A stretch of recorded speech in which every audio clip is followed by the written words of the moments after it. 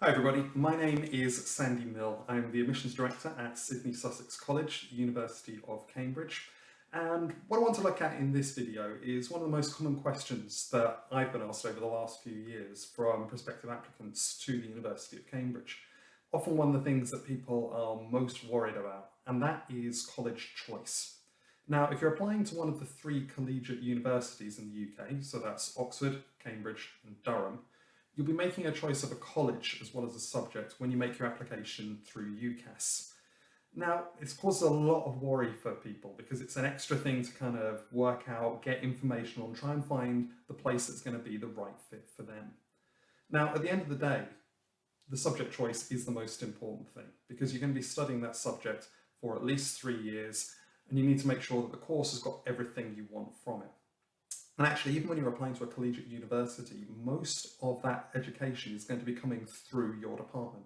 You'll be having your lectures, any practicals that you have, library facilities, etc., are mostly going to come through your departments. So wherever you end up, you're going to be accessing the same really high quality of education.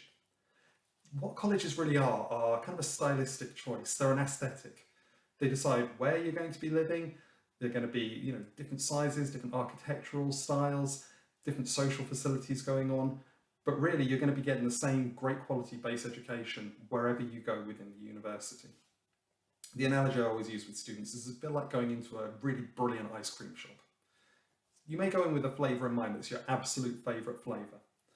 And if you get that, fantastic, you're going to walk out with an ice cream cone that's absolutely to your taste. Maybe they've run out of your favourite flavour that day. It doesn't actually matter too much because if it's a really great ice cream shop, pretty much anything that they've got in there is going to taste really good. It's all made with the same base ice cream mixture. It's going to be really great quality. You're just going to end up with a slightly different flavour than you expected, and who knows? It might turn out to be something brilliant that you've never tried before, or it might turn out to be something that maybe wasn't your first choice, but still a fantastic second choice. That being said, college choice is important, and people want to find out how to do that a little bit more effectively, especially if you're unable to visit the university for whatever reason. So let's dive into that and how you can kind of approach that, at least my kind of perspective on how I'd go about it if I was to do it again. Now, the colleges are all very, very different in terms of style. Most of it is architectural, but they're all in different parts of the town. They've got very different facilities. So how do you go about kind of thinking about which one is going to be the right one for you? Well, a little bit of research is going to be necessary here, both into the colleges and into what you're after. Things to consider about the different colleges that might be worth looking at. Do you want somewhere that's particularly traditional?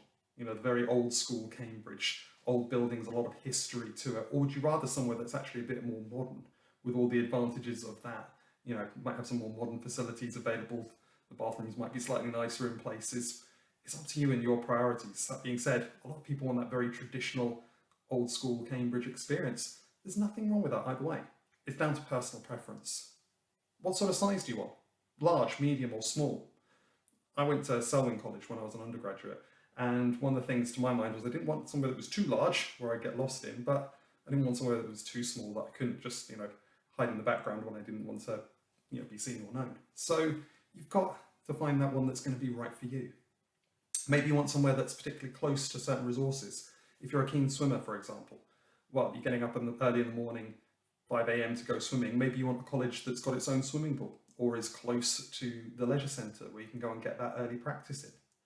For me, my old college, Selwyn, was right next to my department. I could literally roll out of bed at 5 to 9 in the morning and be ready for my 9 o'clock lecture and in the room as long as I just, stuck a pair of jeans and a jumper all over my PJs. Please don't tell my old college I said that. Maybe it's certain sports facilities that you want. If it's got a particularly good rowing team or football or rugby or netball or whatever, it might have certain facilities that are really important to you. If you're a big squash player and only 5 colleges have got squash courts, that might actually affect your decision. Think about the accommodation and the site types. Do you want particularly nice modern accommodation? You might be paying a little bit more for that, but if that's a priority, you want to have a look and see which has got the right sort of places for you, a high proportion of ensuite rooms or, large corridors or whatever. It might be that you're looking for somewhere that's all in one place. So it's got a very tight-knit college community. Or maybe you want somewhere that's got different satellite accommodation sites. So you may not be staying in the main sort of old buildings at the centre of the college. you may be a little bit further away. A little bit of research and a little bit of thought into what you want will help you make that decision. And if you identify as female as well, do you want an all-female learning atmosphere like you'd have at Murray Edwards or Newnham? Or would you rather have a mixed environment where people are mixing in terms of gender identities? That's something to consider when looking at your college choice. Now, with all these sort of questions going through your head, what I would do is start thinking through and start making a list. Make yourself a list of your preferences when it comes down to the college. So think about size. Large, medium, small. Write yourself a little note as to which sort of sizing you prefer. Think about traditional, modern, all of these things. Start making yourself a list of all the things that you want, all the facilities that are going to be giving you the things that you want from a college, and write it down. So for me, when I was way back in the day now, when I was 17 years old making my application, I wanted somewhere that was sort of medium size, not too large, not too small, fairly traditional, but not really old. I wanted somewhere that was close to my department so that I could, roll out of bed nice and late in the morning and still get to my lectures on time. I wanted somewhere that was reasonably pretty. I like something nice to look out the window, get a nice sort of feel when you get there. And that was kind of about it. I wasn't a big sports person, so that wasn't a massive concern to me. When it came down to it, I looked at that list, and then I was able to look through all the colleges and make my decisions. So once you've got that list, you can then just pick up that prospectus, get on the college websites. There's a virtual tour that will be coming out very soon as well, and some of the colleges will have those on their websites, and do a bit of research. Go through that list for each college that you're looking at and see which one of them actually meets most or all of your requirements. And that's going to be your shortlist. Those are the ones to really seriously consider. If you really need that swimming pool, any college that doesn't have one, it's probably not going to be worth you looking at in terms of your first choice. You can narrow that list down quite a lot. If you know you want a very modern college, you can get rid of all the traditional ones, and that leaves you with only a few to look at. It makes that decision a lot less intimidating, and it means that you can be making that decision based on some good research, good information. So write that list for yourself, and that's when to start trawling through the prospectus and the college websites. And you'll find links to those online very, very easily indeed. If you're able to visit colleges, that's the best time to do so. Because if you come up for an open day or something like that, then you're going to be able to target the ones that you know are going to meet your criteria. You're not going to be wasting any time. You're going to be just going to the ones that you know are serious considerations and not just wandering around aimlessly. And I find a lot of people, when they come to open days, just go visiting a load of random colleges, typically the ones in the city centre because they're all close, to try and make their choices. When actually, there are some brilliant colleges towards the edge of town that you might want to consider or might fit you, if only you'd done the research, known about them beforehand, realised they were quite good, and then been able to get a visit in there. So make sure you work with those lists, decide where you visit if you're able. Now, I'm recording this in May 2020, in the middle of the global pandemic, and obviously options to visit this year are going to be fairly slim if they do happen. So if you are unable to visit, take advantage of things like the virtual tour, which will be coming online later this year. Use those college websites as well, because they will have lots of impressions to be able to give you through things like their social media accounts. You don't have to follow them, but you can see some fantastic pictures of the college if you look at their Instagram and Twitter pages. Their websites will be invaluable. Some of those will have virtual tours or 3D photography or all sorts of things on there to be able to help you make those decisions and kind of get a feel for the place. And you can even look through and see sort of what events are running, what sort of things they have there for students as well, which is really important. And actually, to go back on a point as well, student facilities are really important. The provisions in terms of activities, in terms of mental health, in terms of, facilities for just generally having fun and relaxing, what the JCR, the Junior Combination Room, the student union for each college effectively. How does that run there? What sort of things do they do? Have a look on their websites to find a lot more information. That can be really useful as well. At the end of the day, once you've gathered all this together, you've made your lists, you've checked whether or not the colleges will actually do all the things you want them to do, you can be fairly confident that any you've got remaining are going to be great colleges for you because you've done that research, you've gone through, you've checked that they've got everything that you're looking for. Brilliant. You can go in with all confidence and say, these are probably going to be good places for me. You can trust your gut at that point. When you go on a visit and you're visiting those colleges that you know are really good, trust your gut. Where feels like home?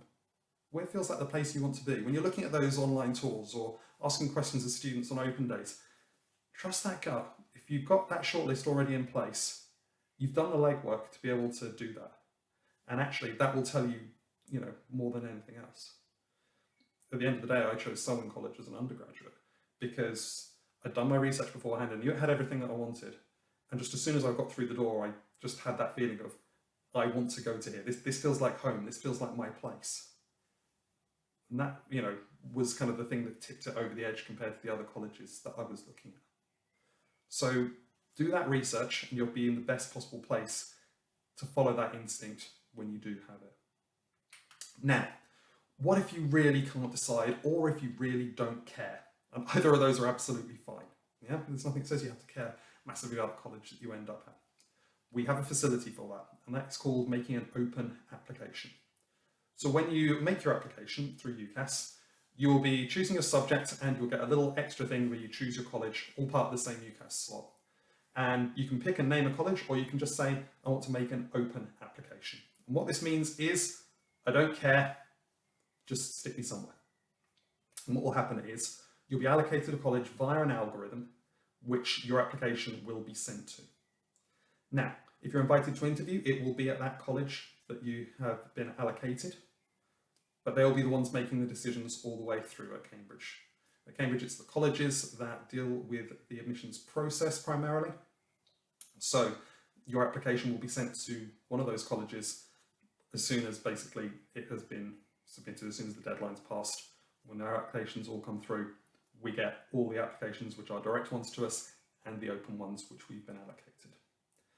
Now, once you're allocated to a college, you're treated in exactly the same way as any other application. We don't treat people any differently, whether or not they chose us as first choice or they've been put with us as an open applicant, because at the end of the day, we want to find the students who are going to fit the systems of teaching that we have, who are going to succeed here and thrive. And it doesn't matter whether you chose us in terms of your application to do so. You get treated in exactly the same way. In fact, most of the people who are involved with the application wouldn't even know in the slightest whether someone is a direct applicant or whether they've made an open application. And then the process continues as usual from there. You may be invited to interview and then etc. Same process as if you made a direct application. One thing that is worth noting is that if you identify as female on your UCAS application, you are more likely to be allocated to an all-female college as part of an open application. This is typically because they get comparatively few direct applicants, and fairly obviously, if you identify as male, they are not going to allocate you to Murray Edwards or to Newnham as part of that open application process. There's a few lines in their algorithm which basically stop that from happening. Now, what this means is if you are a female identifying applicant that particularly doesn't want to end up at an all-female college, I would recommend making a direct application to a college and not making an open application. It's no guarantee that you won't end up at an all-female college, but that is what gives you the best odds of that not happening if that is of particular concern to you. Now, the last thing to think about here is the offers that you get. It may well be that if you're offered a place at Cambridge, you're not offered a place at the college at which you applied. And this is due to the systems that we've got in place to make sure that all applications are dealt with fairly, and there's no way of gaming the system. You don't get an advantage to applying to what is seen as being an unpopular, as it were, college in any given particular year. You can't game the system by trying to get and go to a college that you think is going to have fewer applicants and therefore try and raise your chances in that way. About 1 in 5 applicants is made an offer by a different college via a system that we have in place called the winter pool, which is basically a system that reallocates applicants between colleges if others are oversubscribed. So let's say at Sidney, Sussex, that we received, 25 applications for engineering, and we've got 10 places. And we really like 15 of those applicants. Now, what we'll do is we'll take the 10 applicants that we've got space for, and pick them from the 15 that we really like, but the other 5 will go into the winter pool. Though in other colleges who maybe didn't find all the engineers that they wanted, will be able to look through those applications, pick those out and offer them places because they are going to be confident they're going to be great applicants. They've been through the interview process. The college obviously thinks highly of them if they've ended up in the pool, and then they confirm those spots that they haven't got. So if, say, Fitzwilliam College had space for 8 engineers and only had 5 that they really liked after their interviews, they'd be looking to pick 3 more up from the pool. The analogy I often use for this is kind of like if you pour cake mixture into a tin and you get a big old peak in the middle and it's not as much around the sides, you give the tin a shake to kind of even it out and get the cake level. The winter pool is basically our equivalent of doing that, leveling out to make sure that people who are fantastic applicants are able to get a place, hopefully, when it comes down to it, regardless of which college they apply to. If they ended up applying to one that was heavily oversubscribed that year, it's not going to disadvantage them in terms of getting a place. So don't try and game the system. Apply to a college that you think fits you, and then you're going to be making the right choice there, and know that the systems are in place to make sure everything is dealt with really fairly. And try not to get too set on a particular college. It may be that you're offered a place by a different one. Brilliant. You've just been offered a place at Cambridge. If so, that college is probably your brand new best friend. You're going to be incredibly happy there.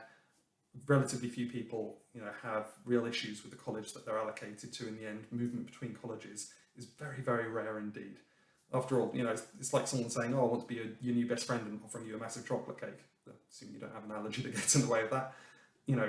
It's a good start to a friendship. It's a good start to that relationship. They want you to be there.